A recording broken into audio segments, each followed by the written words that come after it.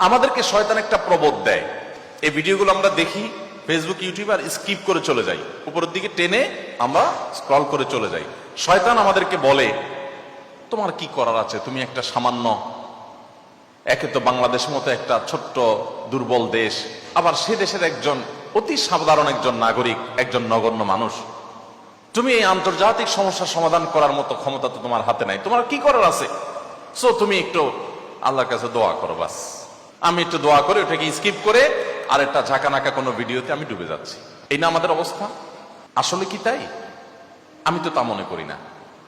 এটা শয়তান আপনাকে মিথ্যা কথা বলে, আপনাকে মিথ্যা সান্ত্বনা দেয়। শয়তান বলে তোমার কিচ্ছু করার নাই। কে বলেছে আপনার কিছু করার নাই?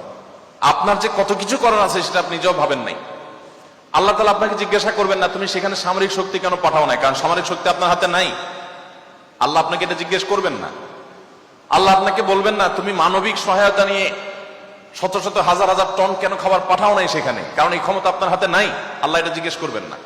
আল্লাহ জিজ্ঞাসা করবেন তোমার হাতে একটা ইহুদি পণ্য তোমার বাসায়, তোমার টয়লেটে, তোমার বেডরুমে, তোমার প্রত্যেকটা জায়গা, কখনো সাবানের নামে, কখনো শ্যাম্পুর নামে, কখনো লোশনের নামে, কখনো চকলেটের নামে, কখনো ড্রিঙ্কসের নামে, কখনো রেস্টুরেন্টের ফাস্টফুডের নামে, তোমার বাসার প্রতিটা কক্ষে কক্ষে, প্রতিটা টয়লেটে তাদের পণ্যগুলো শোভা পেয়েছে।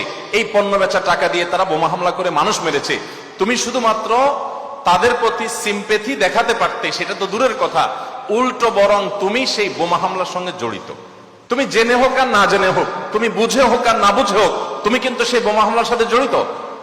প্রতিদিন তুমি চাঁদা দিচ্ছ ফিলিস্তিনের মানুষকে হত্যা করবার জন্য। আল্লাহ এই কথা বলবেন? এই কথা বলার যথেষ্ট সুযোগ আছে? প্রতিদিন আপনি চাঁদা দিচ্ছেন। আমি একটা পেস্ট কিনতেছি না, আমি একটা বোমা হামলার জন্য টাকা ইনভেস্ট করছি বা চাঁদা দিচ্ছি। প্রতিদিন বাংলাদেশের প্রত্যেকটা মানুষের কাছ থেকে, প্রতিটা মানুষের ঘর থেকে ওরা চাঁদা তুলে নিয়ে যাচ্ছে। আপনি মনে করছেন মুদি দোকানে গিয়ে আমি মালামাল কিনে আনছি। আল্লাহর কসম করে বলছি এটা মালামাল কেনা না। এটা আপনি দেখছেন মালামাল কেনা, আমি এটাকে মালামাল কেনা দেখছি না। আপনি দেখছেন আপনি পেপসি বা কোকা কোলা বা সফট ড্রিঙ্কস এদের যেগুলো আছে সেগুলো আপনি ডকডক করে গিলছেন। আমি দেখছি সেগুলা লাল কালারের ওই পেপসি না, এগুলো হলো ফিলিস্তিনের মানুষের রক্ত। আপনি দেখছেন সেগুলো হয়তো কোক, আমি দেখছি সেগুলো রক্ত। বাংলাদেশের মানুষ এরকম ভুলো জাতি পৃথিবীতে আরেকটা আছে কিনা আমি জানি না।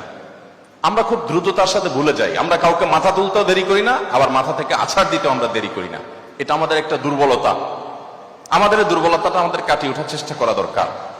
আমরা কয়দিন খুব জোরে সোরে বয়কট করে এরপরে আবার আমাদের সবকিছু সয়ে যায়। এক ভাই খুব চমৎকার বলেছেন, আমরা মানিয়ে নিয়েছি শোক, আবার উদরে ঢালছি কোক। আপনি নামাজ পড়তেছেন, আপনি সিজদা করতেছেন, আপনি অনেক কিছু করতেছেন, দিন শেষে আপনি মুসলমানদের হত্যার সঙ্গে জড়িত। আপনি নিরীহ মা শিশুগুলোকে হত্যার সাথে জড়িত, আপনি জানছেন না।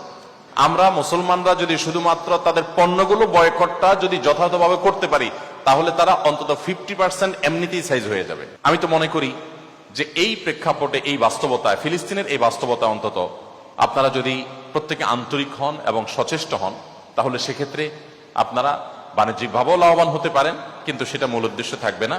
আপনারা মূলত দ্বীনি চেতনা থেকে এই কাজটি করবেন। আল্লাহ তাআলা আমাদের সবাইকে আমাদের যে দায়িত্বটুকু আছে সেই দায়িত্বটুকু আদায় করার তৌফিক দান করেন।